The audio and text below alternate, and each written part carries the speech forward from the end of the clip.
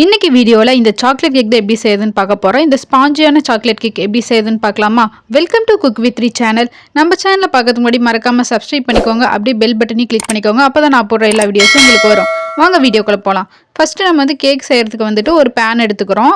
நம்ம வந்து 1/4 கிலோவுக்கு தான் வந்துட்டு சாக்லேட் கேக் செய்ய போகிறோம். அதனால் இந்த சின்ன பேன் வந்து எடுத்துகிட்டா போதும். அப்படி இல்லைனா டிஃபன் பாக்ஸ் இருந்தாலும் எடுத்துக்கோங்க. அடுத்து அதில் வந்துட்டு ஆயில் இல்லைனா ஏதாவது நெய் அந்த மாதிரி இருந்தால் கூட வந்துட்டு நம்ம பேனில் வந்து எல்லா பக்கமும் சுற்றி வந்துட்டு நம்ம இந்த மாதிரி அப்ளை பண்ணிக்கோங்க. அந்த பாத்திரத்தில் வந்து அப்ளை பண்ணதுக்கப்புறமேட்டு பட்டர் பேப்பர் வந்து இருந்தால் வந்து யூஸ் பண்ணிக்கோங்க. அப்படி இல்லைனா வந்து நம்ம அதை ஃபுல்லாக ஆயில் அப்ளை பண்ணாவே போதும். நமக்கு வந்து கேக் வந்து அதில் ஒட்டாது. ஸோ நான் பட்டர் பேப்பர் இருக்கனால அந்த சைஸுக்கு ஏற்ற மாதிரி வந்துட்டு பட்டர் பேப்பர் வந்து கட் பண்ணி எடுத்துக்கோங்க. கீழே வந்து ரவுண்டாகவும் சைடில் இருக்க தகுந்த போல் வந்து பட்டர் பேப்பர் கட் பண்ணி எடுத்துக்கோங்க. பட்டர் பேப்பர் வந்து எல்லா வந்து கடையிலலாம் மோஸ்ட்லி வந்து கிடைக்கும். இந்த பேக்கிங் ப்ராடக்ட்ஸ் எல்லாம் விற்கிற கடையிலே வந்துட்டு இந்த பட்டர் பேப்பர் எல்லாமே கேக் செய்கிறதுக்குனே வந்து தனியாக கடை இருக்குது. அங்கே எல்லா ப்ராடக்ட்ஸும் கிடைக்கும். அப்படி இல்லைனாலும் பரவாயில்ல, நம்ம அப்படியே வந்துட்டு செய்யலாம். ஸோ தடவை வச்சுட்டு அதுக்கு மேலேயும் வந்துட்டு லைட்டாக ஆயில் இந்த மாதிரி அப்ளை பண்ணிட்டு அது நம்ம ஒரு ஓரங்களையும் வச்சுட்டு நம்ம தனியாக வச்சிடலாம். அடுத்து நம்ம கேக் செய்கிறதுக்கு வந்துட்டு எல்லாமே வந்துட்டு கரெக்டான அளவில் தான் போடணும். ஸோ மெஷரிங் கப்ஸ் இருந்தால் அதை வந்து யூஸ் பண்ணிக்கோங்க. ஸோ மெஷரிங் கப்பில் வந்துட்டு 1/2 கப் அளவுக்கு வந்துட்டு நம்ம மைதா மாவு எடுத்துருக்கோம். 1/2 கப் அப்படின்னா வந்துட்டு 60 கிராம் அளவுக்கு வந்துட்டு நம்ம வந்து மைதா மாவு வந்து தனியாக எடுத்து வச்சுக்கோங்க. அடுத்து வந்து இதில் வந்துட்டு கார்ன்ஃப்ளவர் வந்து சேர்க்க போகிறோம், அதாவது சோள மாவு. அதுக்கு முன்னாடி நம்ம வந்துட்டு ஒரு ஜல்லடை எடுத்துகிட்டு எல்லாமே வந்து ஜலிச்சு எடுத்துக்கலாம். அப்போ தான் நமக்கு எதுவுமே கட்டிகள் வந்து எதை வராது. அதனால் வந்துட்டு ஒரு ஜல்லடை வச்சுட்டு மைதா மாவு வளர்ந்து எடுத்துருக்கோம், அதை போட்டுடலாம். அடுத்து வந்துட்டு நம்ம சோள மாவு வந்துட்டு கரெக்டாக 1 டீஸ்பூன் அளவுக்கு வந்துட்டு சோள மாவு எடுத்துக்கோங்க. அதையும் நம்ம இதில் சேர்த்துக்கலாம். அதுக்கடுத்து வந்து பேக்கிங் பவுடர் வந்துட்டு நம்ம வந்து எவ்வளோ சேர்க்க போகிறோம் அப்படின்னா 1/2 டீஸ்பூன் தான் வந்து சேர்க்க போகிறோம். எல்லாமே வந்துட்டு கரெக்டான மெஷரிங் கப்ஸ். இதுவும் வந்துட்டு நமக்கு அந்த கடையில் கிடைக்கும். ஸோ மெஷரிங் கப்ஸ் அப்படி இல்லைனா நார்மல் ஸ்பூனில் கூட அளந்துக்கோங்க. கரெக்டாக 1/2 டீஸ்பூன்னா சின்ன ஸ்பூனு, டேபிள் ஸ்பூன்னா பெரிய ஸ்பூனு எல்லாமே வந்து எடுத்துகிட்டு நம்ம ஃபுல்லாக வந்து நல்லா மாவு எல்லாத்தையுமே மிக்ஸ் பண்ணி விட்டுக்கோங்க. மிக்ஸ் பண்ணதுக்கப்புறமேட்டு நம்ம ஜல்லடையில் வந்துட்டு ஜலிச்சு எடுத்துக்கலாம். ஒரு டைம் அப்படி இல்லைனா 2 டைம் கூட வந்து உங்களுக்கு டைம் இருந்ததுன்னா 2 டைம்ஸ் கூட ஜலிச்சு எடுத்துக்கோங்க. அது வந்து நமக்கு நல்லது தான். அதை ஜலிச்சு வந்துட்டு ஓரமாக எடுத்து வச்சுக்கோங்க. அடுத்து வந்துட்டு ஒரு பாக்ஸ் எடுத்துக்கோங்க. அடுத்து 2 பாக்ஸ், ஒரு சின்னதாக ஒரு கப்பும் பெரியவாக ஒரு கப் எடுத்துக்கோங்க. அதில் 2 முட்டை நம்ம வந்து உடச்சி ஊற்ற போகிறோம். அந்த 2 முட்டையும் வந்துட்டு நம்ம எப்படி உடைக்கணும்னா ஒயிட் தனியாக, எக் ஒயிட் தனியாக, உள்ளே இருக்கக்கூடிய அந்த மஞ்சக்கரு வந்து தனியாக வந்து நம்ம பிரித்து தான் வந்து ஊற்றணும். அதனால் வந்துட்டு முட்டையை உடைக்கும் போது வந்துட்டு நீங்கள் நல்லா கவனமாக உடைங்க.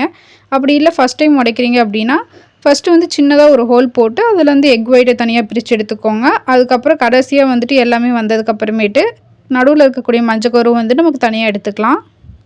ஏன்னா எக் ஒயிட் தனியாக, உள்ளே இருக்கக்கூடிய மஞ்சக்கரு தனியாக தான் நம்ம வந்துட்டு இதில் வந்து கலந்து எடுக்கணும். அப்படின்னா தான் வந்துட்டு நமக்கு கேக் வந்து நல்லா ஸ்பாஞ்சியாக வந்து கிடைக்கும். ஸோ இது வந்து இது பண்ணுறதுக்கு விஸ்க், இந்த மாதிரி விஸ்க் வச்சுருந்தீங்கன்னா இதிலே கூட பீட் பண்ணலாம். ஆனால் வந்து இது வந்து கொஞ்சம் ரொம்ப நேரம் எடுக்கும்.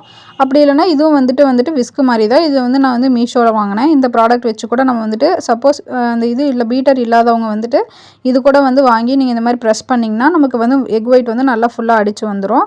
ஸோ இது வந்துட்டு ஒரு பெரிய அகல பாத்திரமாக இருக்கனால அது வந்து பீட் ஆக மாட்டேங்குது. ஏன்னா வந்து குவான்டிட்டி கம்மியாக இருக்கனால பீட் ஆகலை. அதனால் இந்த மாதிரி ஒரு குட்டி பாத்திரம் வச்சுட்டு அதில் வந்து ஃபுல்லாக இந்த மாதிரி வச்சு எடுத்தோம்னா நமக்கு எக் ஒயிட் வந்துட்டு நல்லா ஒரு பேர் நுர கன்சிஸ்டன்சியில் வந்துட்டு நமக்கு வந்து கிடைக்கும். எக் ஒயிட் வந்துட்டு இந்த அளவுக்கு வந்ததுக்கப்புறமேட்டு நம்ம தனியாக எடுத்து வச்சுக்கலாம். எக் ஒயிட் வந்து நல்லா பீட் ஆகணும். கேக்லேயே வந்துட்டு ரொம்ப இம்பார்ட்டண்டான பார்ட் எதுனா இந்த எக் ஒயிட் தான். இது நல்லா பீட் ஆனால் தான் நமக்கு வந்து கேக் வந்து நல்லா ஸ்பாஞ்சியாக கிடைக்கும். அதே மாதிரி மஞ்சக்கருவில் வந்துட்டு நம்ம முட்டை ஸ்மெல் வராமல் இருக்கிறதுக்கு 1/2 டீஸ்பூன் அளவுக்கு வெனிலா எசன்ஸ் வந்து சேர்த்துக்கிறோம். ஸோ வெனிலா எசன்ஸ் வந்து 1/2 டீஸ்பூன் சேர்த்தா போதும். ஒரு பிஞ்ச் அளவுக்கு சால்ட் வந்து சேர்த்திக்கோங்க, ரொம்ப கம்மியாக. 1/4 டீஸ்பூன் அளவுக்கு வந்துட்டு உப்பு, அதுதான் வந்து சேர்த்துட்டு ஃபுல்லாக நம்ம அதையும் கலந்து எடுத்துக்கலாம். மிக்ஸ் பண்ணதுக்கப்புறமேட்டு இந்த எக் ஒயிட் நம்ம பீட் பண்ணி வச்சுருக்கோம் பார்த்தீங்களா, அதோட வந்து இந்த மஞ்சக்கருவும் வந்து சேர்த்துக்கோங்க. சேர்த்துட்டு இதையும் வந்துட்டு கலந்து விட்டுக்கோங்க. அந்த விஸ்க் இருந்தால் அதுலேயே கூட நம்ம போட்டு நல்லா கலந்து விட்டுக்கலாம். இதையும் ஒரு நல்லா பீட் பண்ணி எடுத்துக்கோங்க. நல்லா இந்த மாதிரி இந்த ப்ராடக்ட் வந்து நம்ம மீஷோவில் வந்து 180 ஆர் 190 அந்த மாதிரி தான் வந்து இருக்கும். நீங்கள் வாங்குறதுனா கூட வாங்கி இது யூஸ் பண்ணிக்கோங்க. இது நல்லா தான் இருக்கும். பீட்டர் வாங்கும்போது ரேட் அதிகமாக இருக்கும். சப்போஸ் வாங்க முடியாதவங்க இந்த ப்ராடக்ட் நம்ம வாங்கிக்கலாம். அடுத்து இது இந்த மாதிரி வந்து நுர மாதிரி வர அளவுக்கு வந்துட்டு நல்லா பீட் பண்ணி எடுத்ததுக்கப்புறமேட்டு நம்ம வந்து சர்க்கரை வந்து சேர்க்க போகிறோம். சர்க்கரை வந்து எவ்வளோ சேர்க்கணும் அப்படின்னா 1/4 கப்பு ப்ளஸ் 2 டேபிள் ஸ்பூன் வந்து சர்க்கரை சேர்க்க போகிறோம். இது வந்து நம்ம இப்படியே சேர்த்தா வந்து சர்க்கரை அப்படியே சேர்த்தா கரையிறதுக்கு வந்து லேட் ஆகும். அதனால் நம்ம வந்து அந்த அளவு மட்டும் எடுத்து மிக்சியில் போட்டுக்கோங்க. மிக்சியில் போட்டு ஃபுல்லாக வந்து பவுட்ரு வர வரைக்கும் வந்து நல்லா அரைச்சி எடுத்துக்கோங்க. அரைச்சி எடுத்ததுக்கப்புறமேட்டு நம்ம வந்துட்டு கொஞ்சம் கொஞ்சமாக சேர்த்து தான் வந்துட்டு இதில் வந்து நம்ம கலக்கணும். ஸோ இந்த மாதிரி பவுடர் கன்சிஸ்டன்சிக்கு வர மாதிரி வந்து சர்க்கரையை கலந்து எடுத்துகிட்டு ஃபஸ்ட்டு ஒரு 2 ஸ்பூன் வந்து போட்டுக்கோங்க. போட்டுட்டு அதை வந்துட்டு ஃபஸ்ட்டு கிளறி விடுங்க. அடுத்து வந்துட்டு மீதி கொஞ்சம் கொஞ்சமாக தான் சேர்த்து தான் வந்துட்டு இதில் வந்து கலக்கணும். அப்படின்னா தான் நமக்கு வந்து ஒட்டுக்காக கலக்கும்போது ரொம்ப கஷ்டமாக இருக்கும். அது இல்லாமல் வந்துட்டு நமக்கு கேக் வந்து ஓரளவுக்கு சாஃப்ட்டாக வராது. இந்த மாதிரி வந்து பாதி பாதியாக வந்து கலந்து எடுத்துக்கிட்டிங்கன்னா நமக்கு கட்டி இல்லாமல் வந்துட்டு வரும். ஸோ கஷ்டமாக இருந்தால் இந்த மாதிரி இது பீட்டர் இது மாதிரி வச்சு கூட வந்துட்டு நம்ம ஃபுல்லாக கலந்து எடுத்துக்கலாம். அடுத்து அதில் இருக்க மீதி பாதி சர்க்கரையை வந்து நம்ம சேர்த்துக்கோங்க. சேர்த்துட்டு இதையும் வந்துட்டு நல்லா கட்டிகளே இல்லாத மாதிரி வந்துட்டு இதையும் நம்ம வந்து ஃபுல்லாக கிளறி எடுத்துக்கலாம். ஃபுல்லாக நல்லா கிளறினதுக்கு அப்புறமேட்டு அந்த பீட்டரை வச்சு நம்ம கட்டி இல்லாத மாதிரி நமக்கு ஈஸியாக வந்து நம்ம ஃபுல்லாக அடித்து எடுத்துக்கலாம். இந்த அளவுக்கு வந்துட்டு நமக்கு கன்சிஸ்டன்சி வந்து வரணும். அடுத்து வந்துட்டு நம்ம மைதா இதெல்லாம் வந்துட்டு ஜலிச்சு வச்சோம் பார்த்திங்களா, அதையும் வந்துட்டு பாதி பாதியாக தான் சேர்க்கணும். ஃபுல்லாக வந்து அப்படியே சேர்க்கக்கூடாது. அதுவும் வந்துட்டு 2 ஸ்பூன் ஃபஸ்ட்டு 2 ஸ்பூன் போட்டு கலந்துக்கோங்க கட்டிகளே இல்லாமல். அடுத்து வந்துட்டு அடுத்த 2 ஸ்பூன் அளவுக்கு போட்டு கட்டிகளே இல்லாமல் கலந்து எடுத்துக்கோங்க. இந்த மாதிரி வந்துட்டு 2 பேட்ச் அப்படி இல்லைனா 3 பேட்ச் வந்து போட்டு தாராளமாக கலந்து எடுத்துக்கலாம். அவ்வளோதான், எல்லாமே வந்துட்டு நமக்கு போட்டு கலந்தாச்சு. இந்த மாதிரி கன்சிஸ்டன்சியில் வந்து நமக்கு இருக்குது. அடுத்து வந்துட்டு மீதி இருக்கக்கூடிய லாஸ்ட்டு பேட்சும் போட்டுக்கலாம். போட்டுட்டு அதையும் வந்து ஃபுல்லாக கிளறி எடுத்துக்கோங்க. அடுத்து கிளறிட்டு அடுத்து நம்ம இது தனியாக வச்சுக்கலாம். அடுத்து குட்டியாக ஒரு பாத்திரம் எடுத்துகிட்டு அதில் வந்துட்டு ஆயில் வந்து நம்ம சேர்க்க போகிறோம். கரெக்டாக வந்துட்டு 15 ml 1.5 டேபிள் ஸ்பூன் அளவுக்கு வந்துட்டு ஆயில் வந்து சேர்த்துக்கோங்க. வாசனையே இல்லாத நார்மல் ஆயில் சேர்த்துக்கோங்க. கடலெண்ணெய், நல்லெண்ணெய், விளக்கெண்ணெய் இந்த மாதிரி எண்ணெய் எதுவுமே வந்து சேர்க்கக்கூடாது. ஸோ ரீஃபைண்ட் ஆயில் இருக்கும் பார்த்திங்களா, அந்த மாதிரி வந்து வாசனை இல்லாத ஆயில் வந்து சேர்த்துக்கோங்க. அடுத்து 1 டேபிள் ஸ்பூன் அளவுக்கு பால், நல்லா காய்ச்சி ஆற வச்ச பால் தான் வந்து சேர்க்கணும். அப்படியே காய்க்காத பால் வந்து சேர்க்கக்கூடாது. காய்ச்சின பாலில் வந்துட்டு ஆற வச்சு சேர்த்துக்கோங்க. சேர்த்துட்டு ரெண்டையும் நல்லா ஃபுல்லாக மிக்ஸ் பண்ணிவிட்டு அடுத்து வந்து கொக்கோ பவுடர் வந்து நம்ம சேர்க்க போகிறோம். அது எவ்வளோ சேர்க்கணும் அப்படின்னா 2 டேபிள் ஸ்பூன் அளவுக்கு கொக்கோ பவுடர், அதாவது 15 கிராம் அளவுக்கு கொக்கோ பவுடர் வந்து சேர்த்துக்கணும். சேர்த்துட்டு கொக்கோ பவுடரையும் வந்துட்டு நல்லா வந்து மிக்ஸ் பண்ணி எடுத்துக்கோங்க. ஒரு ஃபுல்லாக ஸ்பூன் வச்சு நல்லா கட்டியே இல்லாத மாதிரி மிக்ஸ் பண்ணி எடுத்ததுக்கப்புறமேட்டு நம்ம இந்த செஞ்சு வச்சுருக்கோம் பார்த்திங்களா, அந்த பேட்டரை வந்து இதோட நம்ம வந்து சேர்க்க போகிறோம். ஏன்னா வந்து ஃபுல்லாக எடுத்து நமக்கு அதில் போட்டோம் அப்படின்னா நமக்கு வந்து கட்டி கட்டியாக ஃபார்ம் ஆகிடும். அதனால் கொஞ்சமாக வந்து இதில் மாவு வந்து எடுத்து போட்டுக்கோங்க. கொஞ்சமாக போட்டுட்டு ஃபஸ்ட்டு வந்து க்ரீமி கன்சிஸ்டன்சி வரணும், அந்த அளவுக்கு வந்துட்டு நம்ம மிக்ஸ் பண்ணணும். அந்த பேட்டர் வந்து இதில் சேர்த்துட்டு கொக்கோ பவுடர் இதுவும் வந்துட்டு இதுவும் சேர்ந்து ஃபுல்லாக நல்லா நமக்கு ஃபுல்லாக மிக்ஸ் பண்ணி எடுத்துக்கோங்க. ஒரு 2 நிமிஷம் அளவுக்கு நல்லா மிக்ஸ் பண்ணிங்கன்னா இந்த மாதிரி வந்து பார்க்குறீங்களா வீடியோவில் இந்த கன்சிஸ்டன்சிக்கு நமக்கு கிடைக்கும். ஓரளவுக்கு இந்த கன்சிஸ்டன்சி வந்ததுக்கப்புறமேட்டு இந்த கொக்கோ பவுடர் நம்ம மிக்ஸ் பண்ணி வச்சுருக்கோம் பார்த்திங்களா, இதையும் வந்துட்டு அந்த நம்ம ரெடி பண்ணி ஆல்ரெடி வச்சுருக்கோம் பார்த்திங்களா, அதோட நம்ம சேர்ந்து மிக்ஸ் பண்ணிக்கலாம். ஃபுல்லாக வந்துட்டு நல்லா மிக்ஸ் பண்ணி விடுங்க. ரொம்ப வந்துட்டு ஃபோர்ஸ் கொடுத்து மிக்ஸ் பண்ணாதீங்க. ஓரளவுக்கு ஸ்மூத்தாகவே மிக்ஸ் பண்ணுங்கள். ஏன்னா ஆல்ரெடி வந்து எல்லாமே நம்ம ரெடி பண்ணியாச்சு. ஸோ ரெண்டும் கலந்தால் மட்டும் போதும். அதனால் ஃபுல்லாக வந்துட்டு ரெண்டையுமே ஓரளவுக்கு வந்து நம்ம மிக்ஸ் பண்ணி எடுத்துக்கலாம். அவ்வளோதான், வந்து நம்ம மிக்ஸ் பண்ணியாச்சு பாருங்கள். நம்ம இந்த மாதிரி போட்டோம்னா இந்த மாதிரி ஃபுல்லாக இந்த கன்சிஸ்டன்சியில் இருந்தால் தான் வந்துட்டு நம்ம கரெக்டாக மிக்ஸ் ஆகிருக்குன்னு அர்த்தம். அடுத்து வந்துட்டு நம்ம ரெடி பண்ணி வச்சுருக்கக்கூடிய அந்த ட்ரேயில் வந்துட்டு இதை நம்ம ஃபுல்லாக வந்து ஊற்றிடலாம். இந்த மாதிரி நமக்கு ஊற்றும் போது இந்த மாதிரி மடித்து இந்த மாதிரி வந்து வந்தால் தான் வந்து நம்ம கரெக்டான கன்சிஸ்டன்சியில் எல்லாமே மிக்ஸ் பண்ணியிருக்கோன்னு அர்த்தம்.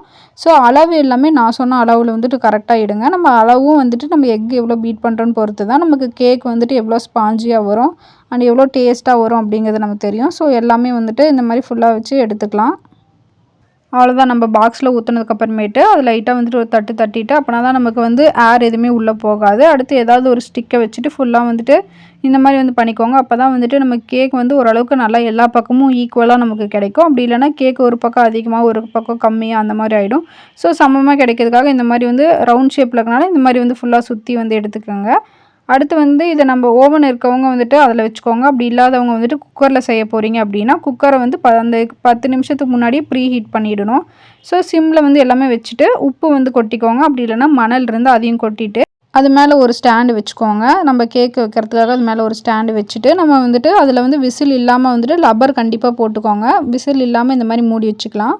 ஸோ சிம்மில் தான் கண்டிப்பாக இருக்கணும். 10 நிமிஷம் வந்துட்டு நல்லா ப்ரீ ஹீட் பண்ணிவிடுங்க. கேக் வைக்கிறதுக்கு முன்னாடி 10 நிமிஷம் கழித்து இந்த கேக்கை வந்து நம்ம உள்ளே வச்சிடலாம். வச்சுட்டு அதுக்கு மேலேயும் வந்துட்டு ஒரு மூடி போட்டு நல்லா உள்ளே எதுவுமே ஏர் போகாத அளவுக்கு ஃபுல்லாக ஒரு மூடி மாதிரி போட்டுருங்க. நான் ஒரு தட்டு வச்சுருங்க. ஸோ கேக் வந்து சென்டரில் தான் கரெக்டாக வைக்கணும், ஓரங்களில் வச்சிடாதீங்க. அதே மாதிரி வந்துட்டு மூடி போட்டு நம்ம விசில் இல்லாமல் வச்சு எடுத்துடலாம். கரெக்டாக ஒரு 30 to 35 மினிட்ஸ் வந்து ஆகும். 30 to 35 மினிட்ஸ் ஆனதுக்கப்புறமேட்டு கேக்கு வெளியே எடுத்து பார்த்தீங்கன்னா அவ்வளோதான். இதை வந்து நம்ம ஆறுனதுக்கப்புறம் தான் நீங்கள் வந்து இதை பிரிக்கணும். ஒரு 10 நிமிஷத்துக்கு நல்லா ஆற விட்டுட்டு பிரிங்க. அப்படி இல்லைனா ஆறாமல் எடுத்திங்கன்னா கேக்கும் சேர்ந்து நமக்கு வந்துடும். ஸோ ஆற விட்டதுக்கப்புறமேட்டு நம்ம வந்து பட்டர் பேப்பரை மட்டும் நம்ம தனியாக வந்து எடுத்துக்கலாம். ஸோ அதுவே வந்து பாத்திரத்தோடு நமக்கு ஒட்டாமல் தனியாக வந்து கிடச்சிடும். ஏன்னா நம்ம வந்து ஆயில் எல்லாமே அப்ளை பண்ணியிருக்கனால ஸோ நமக்கு வந்து எதுவுமே வந்து ஒட்டாமல் தான் நமக்கு கிடைக்கும். ஆயில் வந்து வாசனை இல்லாத ஆயில் தான் சேர்க்கணும், நார்மல் ரீஃபைண்ட் ஆயில்.